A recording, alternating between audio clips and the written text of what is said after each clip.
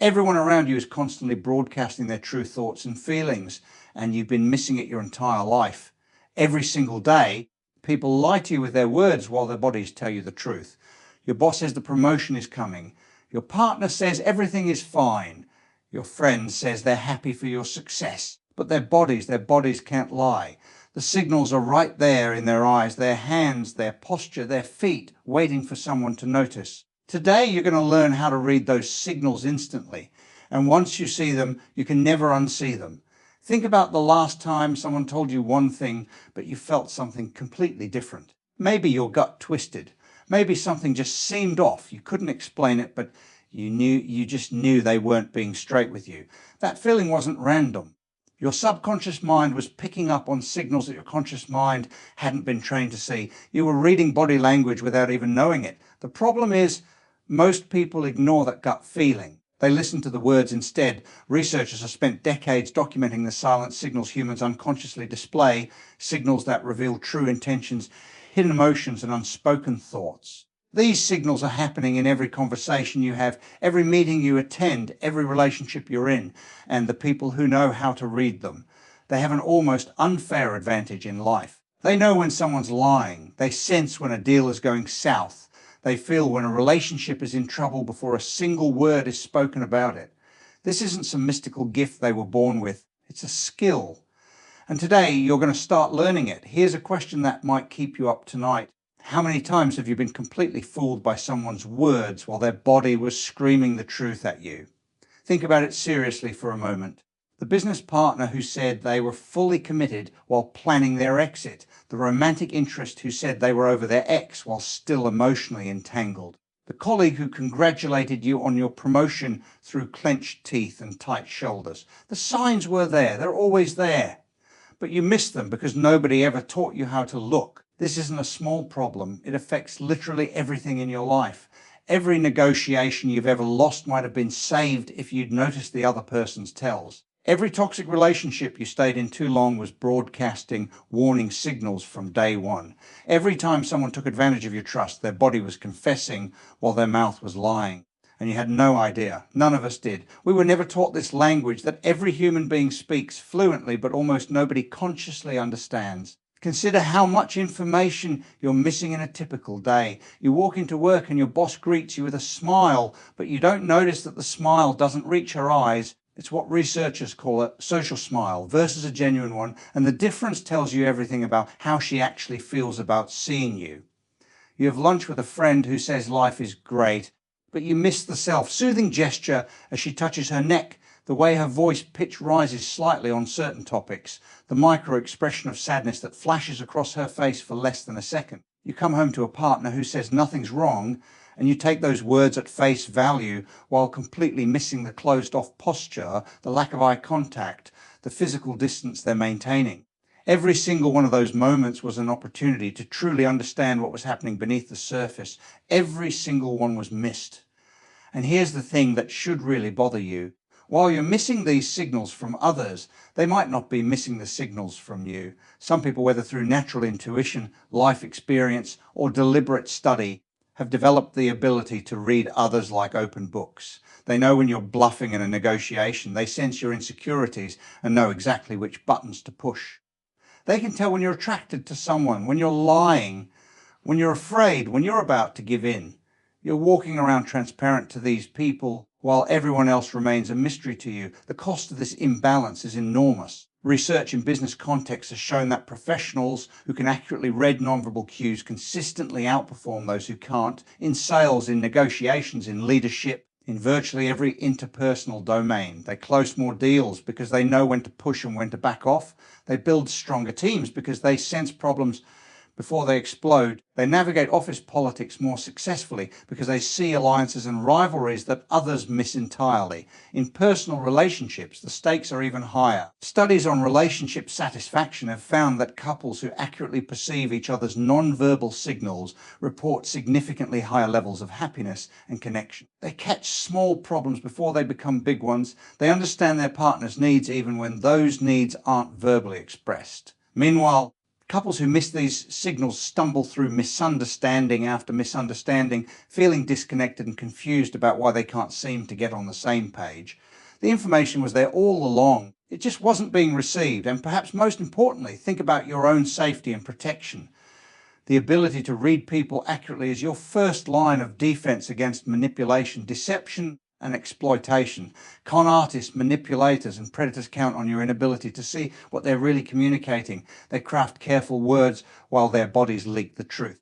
The people who fall for scams aren't stupid. They just weren't trained to see the signals that would have saved them. This isn't about becoming paranoid or suspicious of everyone. It's about being equipped to see reality clearly, to cut through the performance that people put on and understand what's actually happening. That clarity is available to you.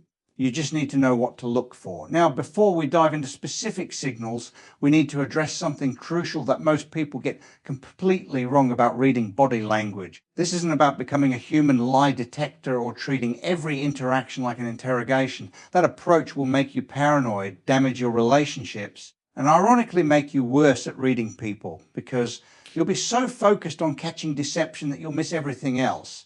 Here's the mindset shift that makes all the difference. Reading body language is about understanding, not judging. It's about gathering more complete information so you can respond more appropriately.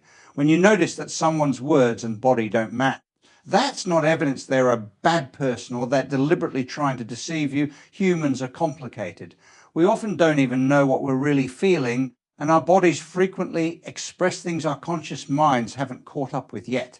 Your colleague says they're fine with your idea, but their crossed arms and backward leans suggest resistance. That doesn't mean they're lying to you maliciously. It might mean they have reservations they haven't fully processed yet, or they don't feel safe expressing disagreement, or they're trying to be supportive despite their doubts. The body language gives you information. What you do with that information requires wisdom and compassion, not accusation.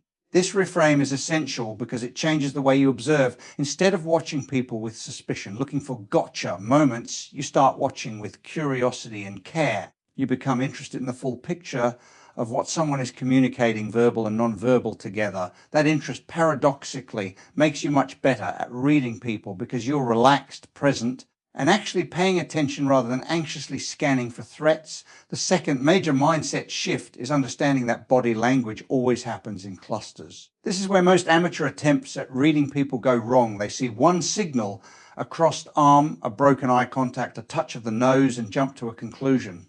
They crossed their arms, so they're defensive. They looked away, so they're lying. They touched their nose, so they're being deceptive. This approach will be wrong more often than it's right. Single gestures are essentially meaningless in isolation because any individual signal could have dozens of explanations. Crossed arms might indicate defensiveness, or the person might simply be cold. Broken eye contact might suggest deception, or it might indicate thoughtfulness or shyness, or cultural norms around eye contact. A nose touch might happen because the person is being deceptive, or because their nose actually itches, or because they're thinking hard about something. What you're looking for is clusters, multiple signals that point in the same direction, occurring together or in close sequence. When someone says they agree with you, but they cross their arms, lean back, angle their feet toward the door, and decrease their eye contact all at the same time, now you have meaningful information. That cluster of signals tells a consistent story that contradicts their words. One signal is noise, clusters are data. The third shift is recognizing that you need a baseline before you can spot deviations. Everyone has different default body language patterns. Some people naturally avoid eye contact. It's just how they're wired. Some people are fidgety by nature. Some people have resting facial expressions that look angry or sad even when they're perfectly content. If you try to read these people using generic rules, you'll misinterpret everything. The key is to observe how someone behaves when they're comfortable and unstressed, having a normal, neutral conversation about uncontroversial topics. That's their baseline. Then, when the conversation shifts to more significant topics, you watch for changes from that baseline. It's not that crossing arms means defensiveness, it's that this particular person, who normally keeps their arms relaxed at their sides, suddenly crossed them when you brought up a specific subject. That shift is what matters. The deviation from their normal pattern tells you that something changed internally when that topic came up. That's the signal worth noting. With those foundational concepts in place, Let's get into the specific signals that reveal what people are really thinking and feeling. We'll move through the body systematically, starting with the face and working down to the feet. The face is where most people focus when trying to read others, and for good reason. It's incredibly expressive. But it's also where people have the most conscious control, which means it's where you'll find the most deliberate deception. The key is knowing what to look for. Let's start with the eyes, which genuinely are windows to a person's inner state. When someone is genuinely interested in what you're saying, their pupils actually dilate slightly. They literally open up to take in more of you. When they're disinterested or turned off by something, the pupils constrict. Obviously, you can't measure pupil size in normal conversation, but with practice, you can notice the difference between eyes that look alive and engaged versus eyes that look flat and checked out. Eye contact patterns tell you a tremendous amount. Generally, increased eye contact indicates interest, attention, and engagement, while decreased eye contact suggests discomfort, disinterest, or sometimes deception. But remember the baseline principle: some people naturally make less eye contact, and you need to watch for changes in their patterns, not compare them to some universal standard. Also pay attention to where people look when they're thinking or remembering. While the old idea that looking left means lying and looking right means truth, telling has been largely debunked by research. Sudden changes in eye movement patterns when certain topics come up can still be informative. Now let's talk about smiles, because most people cannot tell a genuine smile from a fake one, even though the difference is obvious once you know what to look for. A genuine smile, sometimes called a Duchenne smile after the researcher who identified it, involves not just the mouth but the muscles around the eyes. The eyes crinkle, creating crow's feet at the corners. The cheeks push up. The whole face participates in the expression. A fake or social smile uses only the mouth. The lips pull back but the eyes stay uninvolved. Once you learn to see this difference, you'll be amazed how many fake smiles you encounter daily, and you'll start to recognize when someone's politeness is genuine versus performative. The eyebrows are remarkably expressive and less consciously controlled than the mouth. A quick flash of raised eyebrows, the eyebrow flash, is a universal greeting signal indicating recognition and openness. When someone's eyebrows pull together and down, it indicates confusion, concentration, or displeasure. Asymmetrical expressions are particularly worth noting because genuine emotions tend to be symmetrical, while performed emotions often appear slightly uneven. Moving down to the mouth beyond smiling, watch for lip compression. When someone presses their lips together tightly into a thin line, this almost always indicates disagreement, disapproval, or that they're holding back something they want to say.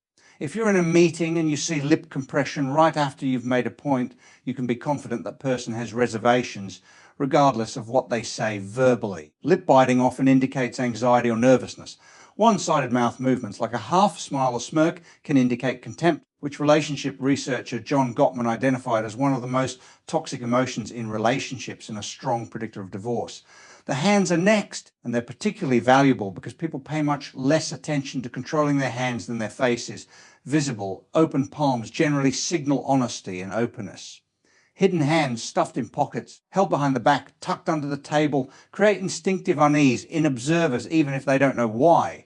Watch for self-touching behaviors, which almost always indicate discomfort or anxiety. Touching or rubbing the neck suggests the person feels threatened or uncertain. Face touching, especially around the nose and mouth, increases when people are uncomfortable with what they're saying. Wringing hands or picking at fingers indicates nervousness. Steepling, when someone brings their fingertips together in a pointed shape, is a high confidence gesture that usually indicates the person feels knowledgeable or in control of the situation. If someone is verbally expressing uncertainty but steepling their fingers, they're probably more confident than their words suggest. Conversely, if someone's words express confidence but their hands are engaged in self-soothing behaviors, their confidence is probably performed rather than felt. Now let's talk about the torso and its orientation, which reveals a lot about engagement and interest. People unconsciously orient their torso toward things they like or find interesting and away from things they dislike or want to avoid. In a group conversation, you can quickly identify relationships and preferences by noticing who's oriented toward whom. If you're talking to someone and their torso is angled away from you, even while their head turns to face you, their interest in the conversation is limited. They're being polite but not engaged. The lean is equally telling. Leaning in indicates interest and engagement. Leaning back indicates discomfort, disagreement, or desire for distance. Watch for sudden shifts. If someone who's been leaning and suddenly shifts to leaning back. Something changed in that moment. Maybe you said something they disagreed with, touched on a sensitive topic, or crossed some boundary. The shift tells you to pay attention to what just happened. Arm positions deserve attention too. Crossed arms are the classic defensive posture. Though remember, they could also just mean the person is cold or comfortable that way. What's more informative is watching for arm crossing as a response. If someone crosses their arms right after you say something, that's meaningful in a way that arms that were crossed from the start might not be. Also watch for partial arm barriers, like holding one arm across the body to grasp the other arm, or holding an object, a drink, a phone, a notebook, in front of the torso. These are subtler versions of the same defensive instinct. Finally, and this is where you'll often find the most honest signals, the feet and legs deserve careful attention, because they're furthest from the brain and receive the least conscious attention. They often reveal what the more controlled upper body conceals. The direction the feet point is incredibly reliable. People's feet naturally aim toward where they want to go, what they want, or who they're interested in. If someone's feet are pointed toward the door during your conversation, some part of them wants to leave, whatever their mouth might be saying. If two people are talking and one person's feet are angled toward a third person across the room, that third person is who they're actually interested in. Foot movement is also telling. Happy, engaged people often bounce or tap their feet lightly. Anxious people often jiggle their legs or tap nervously. Foot freezing, when someone's feet were moving and suddenly stopped, often occurs when a topic touches on something significant or stressful. Watch for feet pulling back under the chair, which indicates withdrawal, or feet wrapping around chair legs, which can indicate insecurity or a desire for stability. The legs follow similar patterns. Crossed legs generally indicate comfort in casual situations, but watch for leg crossing as a response to something said. That's often a barrier going up. Open leg positions in appropriate context signal confidence and comfort. Now, here's where we need to get honest about the limitations and challenges of reading body language. Because if you go out tomorrow thinking you're suddenly going to read everyone like a book, you're going to make mistakes and get discouraged. First, cultural differences are real and significant. Much of body language is universal. The facial expressions for basic emotions like happiness, sadness, anger, fear, disgust, and surprise are the same across all cultures that have been studied. But display rules when it's appropriate to show these emotions. How much expression is acceptable? What gestures are polite or rude vary enormously. Eye contact norms differ dramatically across cultures. Personal space expectations vary.